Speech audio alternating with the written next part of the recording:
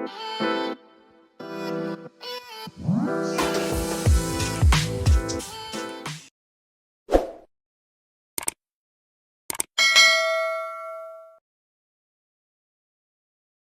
Jamie. Great to see you again. How are you?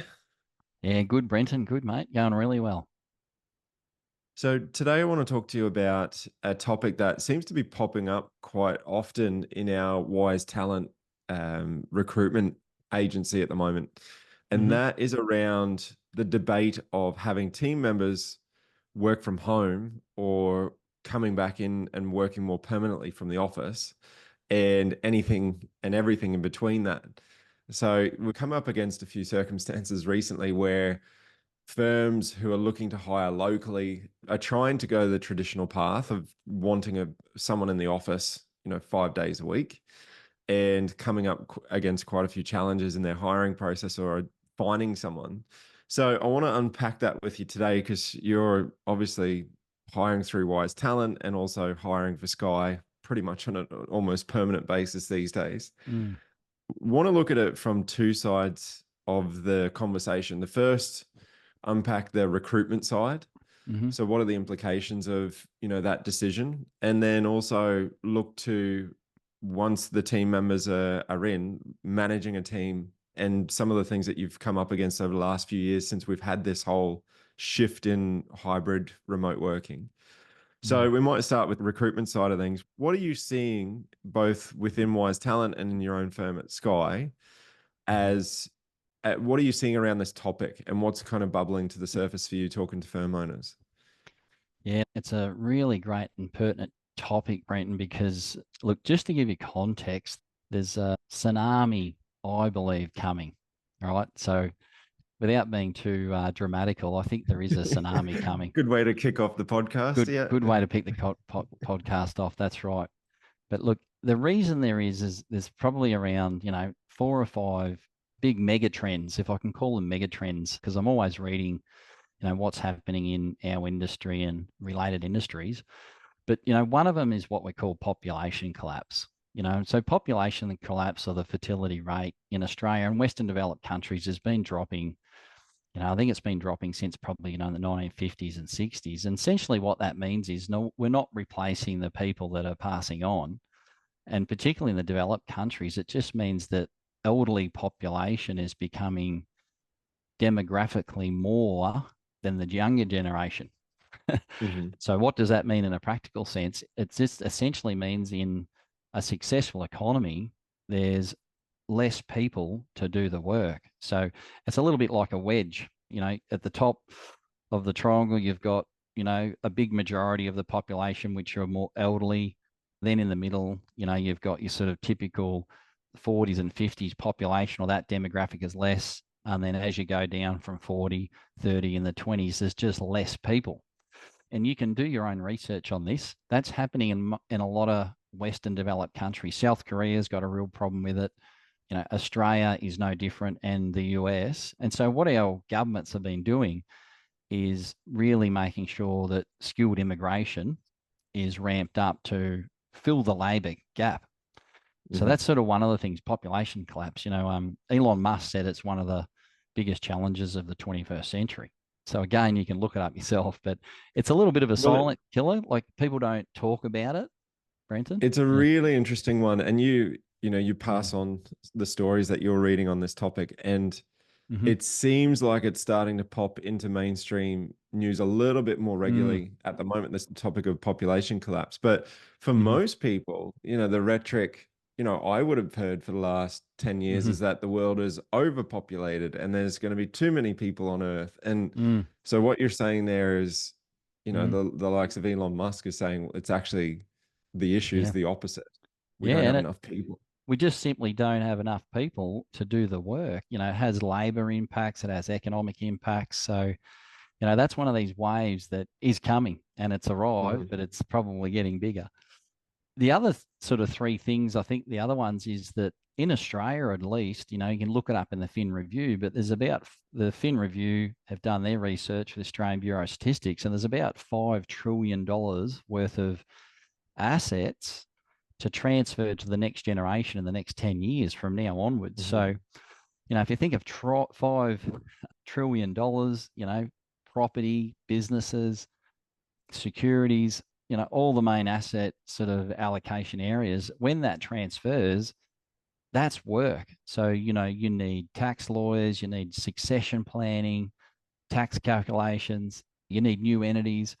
So I think what you'll see with that $5 trillion transferring is a massive demand on lawyers and accountants and bookkeepers.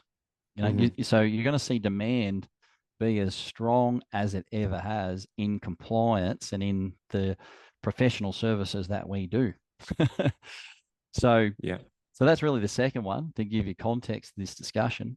The third point is, I think, the average age of a registered tax agent's around 55.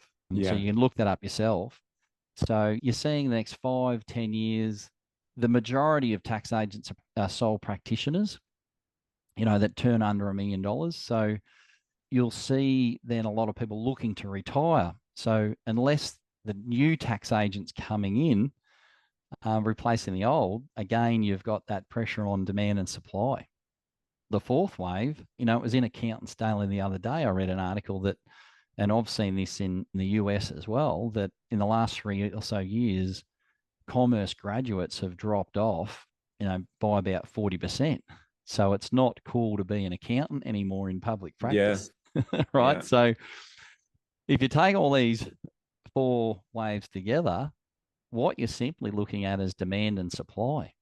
So essentially, there's going to be a massive demand on professional services in our industries, but the qualified people to supply the advice will be less and less. And so, that's where there's evidence of wages in our industry outstripping inflation as well. And, I was on a webinar the other day with Ignition. I think it was 58% of the poll or the respondents said that they've got issues with profitability, or they need to know how to increase their profitability. And, the other thing I'd say, Brenton, we've already sort of seen this in the financial planning industry in Australia, where since the Royal Commission of Financial Planning, lots and lots of financial planners have left the industry, and the cost of compliance for financial advice has just gone up. Yeah, it almost had the opposite effect of what the government wanted, Yeah.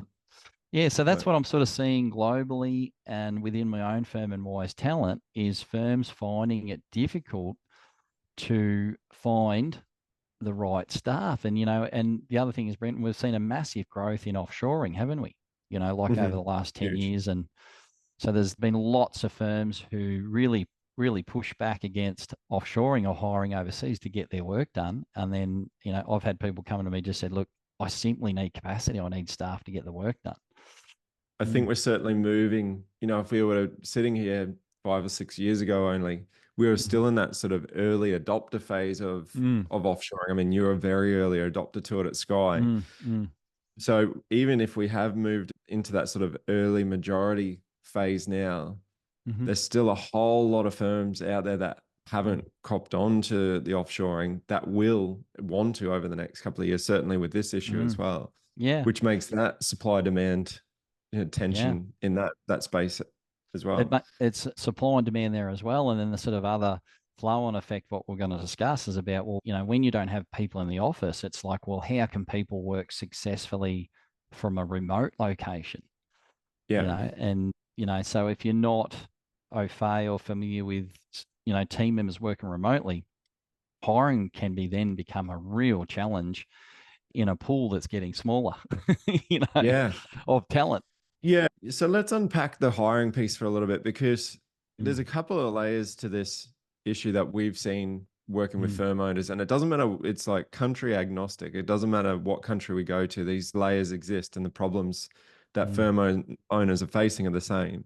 The first one being that they're not looking at these bigger picture problems. They're not aware and of them, saying, Brenton.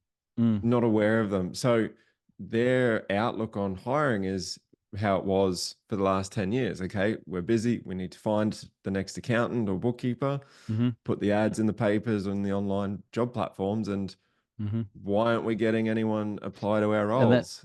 And that's what's happening, you see. Like traditionally, you'd whack an ad on Seek and you'd have a heap of candidates, and, a few years ago, you'd fulfill the role relatively quickly. But what's happening now is, with that traditional you must come into the office model, depending on sort of where you are in regional or suburban Australia, those roles are then taking longer to fill. Yeah. The firms that are offering flexibility, the firms are offering like a hybrid model of employment, not requiring their team to drive to work every day, or have a mix, or totally at home, or a hybrid of remote. They're the ones that are winning. They're the ones that are getting their hires fulfilled first. And ever since COVID, it's changed the game. It's really changed the game. And we saw a lot of, housing prices in regional Australia go up. I was only talking to a chap today that, it's getting harder to sell commercial property. It's just a reality of the times. And, we had Elon Musk bring out Starlink. And so, you can work from anywhere these days. It doesn't matter if you're in country Victoria, you can basically get 250 megabits a second. So, then we've got Zoom and Microsoft Teams. So if your firm is paperless and keeps up with the technology and has those tools, it's really making it less attractive for candidates and applicants to actually come into the office, and you want them to work there 5 days a week. Yeah. So it's all about being attractive, like you need to be an attractive firm to work at. And, that's sort of where it starts, particularly with the marketing with candidates. So if we can look at a couple of specific scenarios that we faced recently, just to provide context and have firm owners relate to these situations, because if we look at offshoring, obviously offshoring is going to be remote because they're in a different part of the world. So we kind of accept that, we accept that those positions are going to be remote. And in most cases, those positions aren't client facing or client interactive in most cases. So the roles that we have been coming up against these debates about remote versus in the office are client manager or client facing roles. Now, the comments that we're getting over and over again is, our firm's different. Our clients wouldn't take that. They need to know they can come into the office and see people whenever they need to see them. And it's this kind of previous times thinking. And you've had to have a couple of blunt conversations with firm owners to, bring them into current reality. Can you have those blunt conversations with us now? So anyone who's going through this thinking, listening to this, you need to hear this. Yeah. Well, the thing is, Brent, the world has changed. That's the whole point, that what we've just discussed. The world is changing, and the world will continue to change. And, we've all seen the rise of AI, and, I'm blown away when I speak to Chat GPT and, how it responds. So the first thing is, you've got to realize that if you don't move with the times, you'll get left behind. I think that's the first thing to say, that it's a realization that things are changing fast. And I think, they often change faster than we even realize. So it's important to keep abreast of these big, mega trends that are happening, so that your firm can really adjust the sails and ride, where the waves are going. Because while you've got those challenges, Brenton, the next 10 years, I say, is a gold rush. The next 10 years is really a gold rush for bookkeeping and accounting firms who are really organized, are well managed, know how to hire staff, and I'd say really important, know how to keep them. So in the sense of working remotely and offering competitive packages and making jobs look attractive, a lot of the pushback we get is around, well, I need this particular person to be at the desk and training the other staff. That's a very rigorous argument a lot of people put forward, that Mary needs to be at the desk next to the colleagues to train them. And look, I really reject that. The reason is, like, often when you're actually sitting at the desk and showing someone, often most of the time, the training never gets recorded, right? So the training never gets recorded. But if we're remote, as as we are, I'm here in Australia, you're in Ireland, we can record this, and I can share my screen, and I can show in super detail, right? Because you want to micro train and not micro manage, but I can show anyone in super detail and record it exactly what to do, right? So that argument really flies out the door. I think when people raise that, Brent, they're more just addressing a symptom or a fear and not an underlying problem. And often the underlying problem is that they just don't trust the person being at home, right? That it's sort of like, we talk about having hygiene over health. Yeah. You can do timesheets, you can have all the policies in the world, but if your person that you've hired underlying or the health is not trustworthy or have integrity, then you've got to question why you're hiring them in the first place, because what I found is someone is good at the office and does a great job at the office, turns up in time, does their timesheet and, does all the things correctly from an integrity and honesty point of view around accountability, turns up to the meetings, that same person will do the same thing at home, 99% of the time. But if you find someone that's at the office, is always late, tardy, late for meetings, doesn't really contribute, again, it'll probably just exaggerate that when they're at home. Right? Yeah. So, So true. yeah. So my experience is particularly around that argument that you need someone there at the desk in the office training them. It just doesn't hold water because of that underlying integrity. If you can hire someone, and let's not forget, the three pillars to hiring, Brenton, if you look at a pyramid, the biggest base on the bottom bit is integrity and honesty. And the next one is energy and responsiveness in the middle of the triangle. And the smallest bit at the top, at the tip, is the skills and experience. That's how Warren Buffett hires, the richest guy in the world with one of the biggest, a fantastic business, Berkshire Hathaway, that owns many businesses. That's literally how they hire. So if you're hiring upside down and just focusing on the skills and experience, but you're not focusing on the honesty, integrity, without saying it bluntly, like, you've got it wrong. Yeah. Yeah. So that first argument about you need to be in the office, it just doesn't hold water because, I know for myself, I've worked from home over 5 years. I'm actually involved in, I think, 5 or 6 different businesses these days, including recruitment. Yourself, Brenton, that we've both trained people internationally in other countries who deal directly with the clients. Like Danny from Wize Talent, for example, classic example. She talks with clients every day, but we've really micro trained her to do her job. So so there's a classic example. And To touch on Danny as an example, this mm-hmm. is someone who's in Kyabram. So for anyone around the world, Kyabram's this tiny little country town in central Victoria. If we were saying we only wanted a Danny in the office in with Melbourne me, with Jamie, we would never come across Danny, and she's one of our star players at Wize. Absolute star. And the key there was just micro train people. Yeah. So it just doesn't hold water that you need people in the office to train them. It really doesn't hold water. And, so I'm quite passionate about it because, like, it's just one of these things that, that I've lived, I guess. So as long as the person's got honesty, integrity, they're energetic and enthusiastic, really it's unlimited what you can train someone on computers, Yeah. Just want to pull out a couple of things that you said there because I think it's important to touch on. And there's an underlying issue here, and it's not we need them in the office because our clients want them in the office. It's something you said there where it's actually our lack of feeling of control over that team member, because if they're in the office, we can see what they're doing, and we know that they're at their desk and we know they're working, as opposed to this like feeling of not knowing what they're doing and are they even working, and because they're in a different location. How do you get firm owners to get over that? Because I'm assuming it comes back to, well, it's actually the systems and the processes that you wrap around the work environment to remove that sense of I'm not feeling in control of my team anymore. To answer that question, Brenton's good delegation.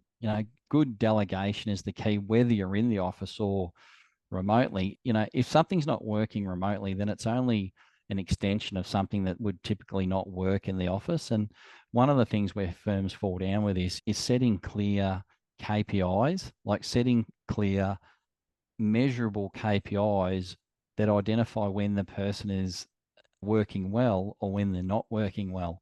But if you don't have those goalposts, you will tend to act out of fear and you'll tend to micromanage, like you'll be checking, oh, is this done yet? Is this done yet? Is this done yet? Whereas good delegation, it avoids micromanaging, and with micromanaging becomes fear. So I think as a leader and as a manager, you need to learn how to manage and learn how to delegate effectively by really sort of three steps. One is set clear goals. This is the target in your role. This is what we expect. The second step then is to coach and mentor them using their skills they've got on how to achieve those goals. And so not to abdicate, but to delegate effectively. And then sort of thirdly, get out of the way. Like I say, get out of the way because it can be very tempting just to continually contact and, just annoy the person when they're just trying to get on with their job. So the sort of three steps there, I'm shortened of how to delegate effectively. But, like I was talking to someone the other day, Brenton, they don't have budgeted hours for any jobs. And then we heard of staff pushing back and saying, oh, no, we don't. It's too stressful having budgeted hours for my jobs. So you sort of hear all these different angles. So that's sort of really the piece around, the argument of that someone needs to be office so that the other staff can train them. And then, of course, Brenton, the other key stakeholder in our businesses is the clients. So we'll tackle that one. And the argument there goes is the person needs to be in office because the clients come into the office all the time. They have meetings in the office all the time and that type of thing. And, look, at the end of the day, it comes back to educating your clients on how your business runs. And provided the service levels don't drop off, you're fine. There's lots of firms at these days, Brenton, that we meet don't even have a physical office. They're doing like millions of dollars, hundreds of thousands, millions of dollars, and they don't have a physical office. I think the argument there, Brenton, that we've seen is that our clients are used to seeing staff face-to-face in person. So you need to be in the office because, we need to discuss very technical, detailed, tax strategies, for example. That was one I read the other day. So does that argument hold? Is it watertight? I would say it isn't, on the proviso that I think sometimes, particularly with a senior client manager or client managers, sometimes it's nice if they can meet the client once off in person. In saying that, doesn't really hold water. Like some of the largest clients that I've dealt with over the years throughout Australia, even at Sky Accountants, I hadn't met them for 2 years. So our marketing would work and we'd get a lead. The lead turns out to be, 10, 20, 30, one case, I think, it ended up being one of our biggest clients and $100,000 fee. And we hadn't met the client until 12 months into the engagement. The demographics important, Brenton. Like if you've got a lot of elderly clients, for example, and they can't use computer, well, that will be changes things then. Yeah, that will change things 100%. But, as a rule of thumb, most people I've dealt with under 50 know how to jump on Zoom. Won't give away my age, but yeah, like most people will jump on Zoom. And provided your office has got great technology, that's another thing. Like if you're going down this path, make sure you invest in good technology where, in your boardroom, for example, you've got a screen that you can project to. You want to make sure that you've got a microphone that everyone can hear. So you just need these little key aspects around remote working. If a client manager is working from home, that everyone can see and hear clearly. I think that's an overlooked thing, and it's so easy to solve because anyone who has had a bad experience in the virtual world, it's typically down to the camera glitches all the time, or they can't hear like that. Yeah, that's right. Literally. They can't hear audibly very well, or that's where it becomes frustrating. You've got a good headset on. We've both got good cameras, and the combined probably cost $200. Yeah, that's right. Yeah, the days the technology where it was too expensive is gone. So provided you've got great technology, if you do have an office, that if the clients do want to come to the office and there's an office manager there, for example, and the client manager doesn't need to be there, the technology is a massive part of the solution. As long as you've got someone in the office to help you know how to set it up. So our office managers will go in and They're just trained to know what to do and have it tested before the person arrives and all that sort of thing. So that's if someone does go to the office. So, and the other reality is too, Brenton, most of the communication with clients, a lot of the time throughout the year is done on the phone. The argument that it goes on that says, well, you need to be in the office all the time. And, in reality, I would say a lot of accountants communicate with their clients on email, which is overused, and also on the phone, because that's a great way to communicate what you're trying to get across. And then often with your AGM, your annual general meeting, the best clients managers I know, they present the information up on the screen, and you can both look at it, and there might be a family business, and just having it up on the screen and going through it. And then obviously you can print off hard copies and send them out or email them as well. So, but, I will take the point that if clients are elderly clients, it can be more difficult with the use of technology. But as time goes, our kids are born with, not born with, but when our kids go to school and, computers are just taught from day one, aren't they? And as the years go on, it's just, IT is like second nature. And if we come full circle back to a firm owner sitting there going, yep, I understand that. I understand the bigger pictures here. I need to have a look inside my firm, but I'm still sitting here frustrated in the hiring process. I'm looking for someone locally. I'm looking for a new client manager. We can't keep up with the work that we've got. What are you saying to them to walk away with from this and take action on?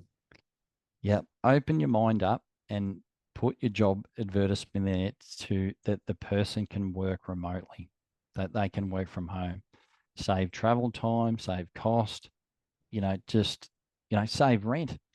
You can save rent. So like there's so many benefits from working remotely, and just look at what you're fearing. Look at the health over the hygiene. So, if there's someone in the office that, you're going to trust when they're in the office, but you can't trust them at home, I just question why one would think like that. You should be able to trust someone anywhere. And that's what you're after when you hire, that honesty, integrity piece, and the energy and responsiveness. And look at the skills and experience last. But you're just going to be a reality of the territory these days over the next 10 years, that firms that are offering working from home arrangements will win over the firms that just strictly want the person in the office. That is what I believe the reality is. And you can test it for yourself. The industry is just going to be more competitive as the demand for our services increase, but the people that can supply those services and do it professionally will be limited. So it's simple demand and supply. So it's move with the times, offer your jobs where they can work from home. And then, if you embrace the change and you can manage that change, your firm will win in the end. Yeah. Love it. I think we'll leave it there, Jamie. I think that's unpacked a good few of the layers in that conversation. So I hope everyone's gotten value from that conversation. If you are still finding yourself frustrated in that hiring process, do reach out to us at Wize Talent. We'd be more than happy to point you in the right direction. And we've got a whole bag of tools that you probably don't have in your own firm that we can help you out with there.